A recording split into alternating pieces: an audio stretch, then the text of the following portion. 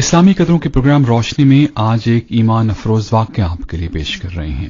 سعید Jeddah airport پر بیٹھا ہوا اپنی فلائٹ کا انتظار کر رہا تھا، جبکہ اس کے ساتھ ہی اس کا ہم وطن دوسرا حاجی بھی بیٹھا ہوا تھا، جس کے چہرے سے آسودگی کی تراوت چھلک رہی تھی۔ دونوں حج کے مناسک ادا کرنے کے بعد وطن واپس جانے والے حاجیوں میں شامل تھے۔ اچانک سعید کے ساتھ بیٹھے ہوئے حاجی نے ایک لمبی سی سانس لی اور اپنا تعارف کرایا۔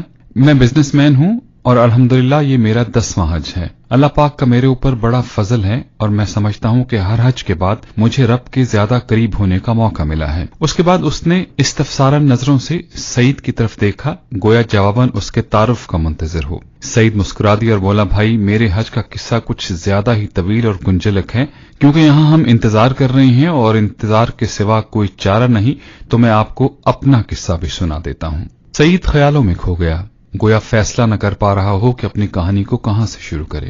بولا، میرے بھائی میں ایک پرائیویٹ ہاسپٹل میں فزیو تھراپسٹ ہوں۔ میں نے کئی سال اپنی تنخواہ میں سے تھوڑی تھوڑی رقم کٹوا کر اس حج کی تیاری کی ہے۔ اس سال میرے حج کے اخراجات پورے ہو گئے تھے، جنہیں میں ہاسپٹل کے فائنانس ڈپارٹمنٹ سے لے کر نکلا ہی تھا کہ ایک خاتون کو دیکھا جس کا بیٹا ایکسیڈنٹ میں تقریباً معذور ہو گیا تھا، مگر پچھلے 6 ماہ میں میری انتھک محنت، پیار و شفقت اور اللہ کے کرم سے وہ تقریباً 50% ٹھیک ہو گیا تھا، جبکہ امید تھی کہ مزید 6 ماہ کے بعد وہ مکمل صحتیاب ہو جائے گا۔ اس خاتون نے مجھے سلام کیا اور بجھے ہوئے لہجے میں بتایا کہ وہ لوگ ہاسپٹل چھوڑ کر جا رہے ہیں، شاید پھر ہماری ملاقات نہ ہو، لہٰذا میں آپ کو ڈھونڈ رہی تھی، جس پر مجھے کافی اچنبھا ہوا۔ مجھے لگا جیسے وہ میرے علاج سے مطمئن نہ ہو۔ کیا آپ میرے طریقہ علاج سے مطمئن نہیں ہیں؟ میں نے اس خاتون سے سوال کر ہی دیا۔ نہیں ڈاکٹر صاحب، ایسی بات نہیں ہے، آپ نے تو بچے کو ڈاکٹر کی بجائے باپ بن کر سنبھالا ہے، میرا تو رواں رواں آپ کو دعائیں دیتا ہے۔ آپ نے میرے بچے میں نہ صرف جینے کی جوت جگا دی، بلکہ اپنی ڈیوٹی سے ہٹ کر اس کو وزٹ بھی کیا اور تحفے تحائف بھی دیتے رہے، جس کے لیے ہم میاں بیوی آپ کے بہت شکر گزار ہیں۔ تو پھر آپ ہاسپٹل چھوڑ کر کیوں جا رہی ہیں؟ میں نے حیرانی سے پوچھا، مگر وہ میری بات کا جواب دیے بغیر مریض کے کمرے کی طرف چل دی۔ میں سیدھا ایڈمن آفس کی طرف گیا اور بچے کا کمرہ نمبر بتا کر پوچھا کہ یہ لوگ ہاسپٹل کیوں چھوڑ رہے ہیں۔ وہ چھوڑ نہیں رہے، بلکہ ان کو کمرہ خالی کرنے کا نوٹس دیا گیا ہے۔ لڑکے کا والد جاب سے فارغ کر دیا گیا ہے، جس کی وجہ سے وہ لوگ ہاسپٹل کے چارجز دینے کے قابل نہیں، لہٰذا ان کو کمرہ خالی کرنے کے لیے کہہ دیا گیا ہے۔ میں وہاں سے مینیجر صاحب کے آفس میں گیا اور ان سے درخواست کی کہ بچے کو علاج جاری رکھنے کی اجازت دی جائے، مگر میری بات ابھی پوری ہوئی ہی نہیں تھی کہ مینیجر نے نہایت روکھائی سے کہا کہ سعید، یہ ایک پرائیویٹ ہاسپٹل ہے، کچھ چیریٹی ادارہ تو ہے نہیں، یہاں وہی علاج کرا سکتا ہے جو اخراجات کی سکت رکھتا ہو۔ مینیجر کے 2 ٹوک جواب کو سن کر جو ہی میں مڑا تو میرا دایاں ہاتھ میری جیب سے ٹکرایا، جس میں حج کے پیسے رکھے ہوئے تھے۔ دفتر سے نکل کر میں نے آسمان کی طرف دیکھا اور کہا، اے اللہ، تو اچھی طرح جانتا ہے کہ مجھے تیرے گھر آنے کا کس قدر شوق ہے، اور اب جبکہ میرا خواب ایک حقیقت بننے والا ہے تو اس بچے کی زندگی کا سوال کھڑا ہو گیا ہے۔ اے اللہ، میں مجبور ہوں، مگر تو بے نیاز ہے، میں حج پر نہ آ سکا تب بھی مجھے اپنے فضل سے محروم مت کرنا۔ میں وہاں سے سیدھا اکاؤنٹس آفس میں آیا اور اس بچے کے اگلے 6 ماہ کے اخراجات جمع کرا کے اس کے ڈسچارج آرڈرز کو کینسل کرا دیا۔ الحمدللہ میرا دل سکون سے بھر گیا تھا، مگر حج پر نہ جانے کی کسک اپنی جگہ تھی۔ تو پھر آپ نے جب اپنے حج کے اخراجات اس عورت کے بچے کو علاج کے لیے دے دیے تو آپ حج پر کیسے آ گئے؟ عبدالباری نے بے چینی سے سوال کیا۔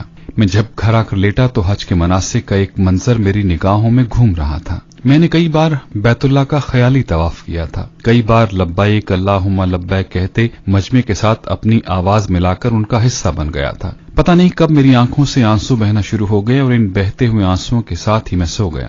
میں نے دیکھا کہ میں بیت اللہ کا طواف کر رہا ہوں اور لوگ مجھے میرا نام لے کر حج کی قبولیت کی بشارتیں دے رہے ہیں۔ اے سعید، اللہ نے تیرا حج قبول کر لیا، تو نے زمین سے پہلے آسمان پر حج کیا ہے، ہمارے حج کی قبولیت کے لیے بھی دعا کرنا۔ اسی کیفیت میں فون کی گھنٹی بجی، جس نے مجھے جگا دیا۔ فون پر ہاسپٹل کا مینیجر تھا، جو کہہ رہا تھا کہ ہسپتال کا مالک حج پر جا رہا ہے، وہ اپنے خاص معالج کے بغیر کبھی نہیں جاتا، مگر اس دفعہ اس کے معالج کی بیوی شدید بیمار ہو گئی ہے، لہٰذا آپ کو ان کے ساتھ بھیجنے کا فیصلہ کیا گیا ہے۔ آپ اپنے ضروری کاغذات ہاسپٹل کے ایڈمن آفس میں پہنچا دیں۔ میں نے سب سے پہلے تو شکرانے کے نوافل ادا کیے، پھر کاغذات آفس والوں کے حوالے کیے۔ یوں اللہ پاک نے مجھے اپنے گھر بلانے کا انتظام کر دیا۔ حج کے بعد ہسپتال کے مالک نے مجھے میری خدمات کا معاوضہ دینا چاہا تو میرے آنسو نکل پڑے۔ मैंने उसको बताया कि उसने मुझे हज कराकर मुझ पर इतना बड़ा एहसान किया है कि मुझे अपना खादिम बना लिया है, लिहाजा वो मुआवजे की बात करके मुझे गुनहगार ना करे। फिर मैंने उसको सारा वाकया तफसील के साथ सुनाया, जिस पर उसने मक्के से ही फोन करके उस बच्चे के मुकम्मल इलाज तक उसे अस्पताल में बिला मुआवजा रखने के अहकामात जारी कर दिए। उस खातून के शौहर को अपनी फैक्ट्री में सुपरवाइजर की पोस्ट पर रख लिया और अस्पताल इंतजामिया को मेरे सारे पैसे मुझे वापस करने के लिए कह दिया। यूं अल्लाह पाक ने मुझे बिल्कुल फ्री में ही हज करा दिया। अब्दुल बारी की आंखों से आंसू जारी थे। उसने उठकर सईद का माथा चूमा और उसे मुबारकबाद दी और कहा, मैं समझता था कि मैंने 10 हज करके अल्लाह पाक का बहुत कुर्ब हासिल किया है, मगर आज मुझे लगता है कि मेरे ऐसे 1000 हज भी तेरे इस एक हज के बराबर नहीं। मैं तो खुद हज पर आता रहा, जबकि तुझे तो अल्लाह रब्बे करीम खुद ही उठाकर अपने घर लाया है। हाजी सईद, अल्लाह पाक से मेरे हज की कबूलियत की भी दुआ कर दो। प्रोग्राम के सिलसिले को यहीं खत्म करते हैं। प्रोग्राम के हवाले से अपनी राय आप हमें 416-593-0003 पर दे सकते हैं।